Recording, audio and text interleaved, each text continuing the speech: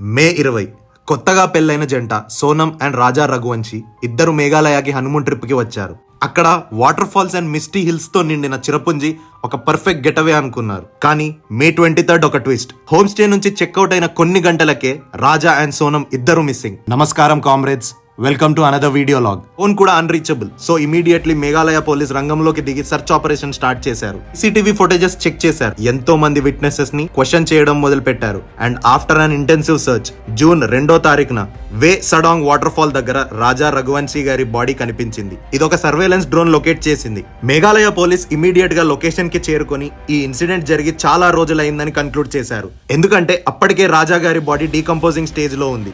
బాడీని పరిశీలించిన పోలీసులు నెక్ మీద ఒక డీప్ కట్ ని నోటీస్ చేశారు. సో మేఘాలయ పోలీస్ దీన్ని ఒక మర్డర్ యాంగిల్ లో ఇన్వెస్టిగేట్ చేయడం మొదలు పెట్టారు. సీసీటీవీ, మొబైల్ కాల్ రికార్డ్స్ ప్రతిదీ డిగ్ చేయడం స్టార్ట్ చేశారు. అప్పుడు ఈ కేసులో పెద్ద ట్విస్ట్. చనిపోయిన రాజా గారి వైఫ్ సోనం మీద అనుమానం. ఇది దేశం మొత్తాన్ని షేక్ చేసింది. మెల్లిమెల్లిగా డీటెయిల్స్ ఒక్కొక్కటి బయటికి రావడం స్టార్ట్ అయ్యాయి. చనిపోయిన రాజా గారి వైఫ్ సోనమే ఈ మర్డర్ చేయించిందా అనే కొత్త కోణంలో పోలీస్ ఇన్వెస్టిగేషన్ చేయడం స్టార్ట్ చేశారు. తీగలాగితే డొంక కదిలిందన్నట్టు మెల్లిమెల్లిగా ఒక్కో డీటెయిల్ బయటికి రావడం స్టార్ట్ అయింది. సోనం ఇంకో పర్సన్ రాజ్. కన్ఫ్యూజ్ కాకండి, సోనం హస్బెండ్ రాజా అండ్ ఆ second person Raj, rumoured to be Sonam's boy friend.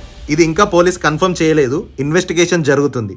So అతనితో కలిసి 20 లక్షలకి ఈ కాంట్రాక్ట్ కిల్లింగ్ ప్లాన్ చేసిందని పోలీస్ ఇన్వెస్టిగేషన్ లో వెల్లడించారు. యాక్చువల్ గా రాజా శ్రీలంకకి ట్రిప్ ప్లాన్ చేస్తే సోనం పట్టుబట్టి ఆ ట్రిప్ ని మేఘాలయకు చేంజ్ చేసిందని కూడా ఆ రిపోర్ట్ లో వెల్లడించారు.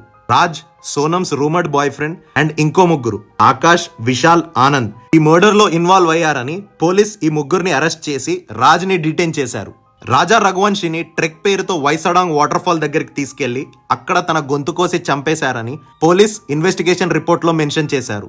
ఈ ఇన్వెస్టిగేషన్ జరుగుతుండగా జూన్ 9 సడన్ గా సోనం ఉత్తరప్రదేశ్ లో సరెండర్ అయింది. ఇప్పుడు మేఘాలయ పోలీస్ తనని కస్టడీలోకి తీసుకొని ఆల్రెడీ కస్టడీలో ఉన్న రాజ్, ఆకాష్, విశాల్, ఆనంద్ అందరితో కలిపి తనని ఇన్వెస్టిగేషన్ చేస్తున్నారు. బట్ సోనం ఫ్యామిలీ ఇది ఖచ్చితంగా సోనం ని ఫ్రేమ్ చేయడానికి మేఘాలయ పోలీస్ ట్రై చేస్తున్నారని, సోనం ఇన్నోసెంట్ అని ఫైట్ చేస్తున్నారు.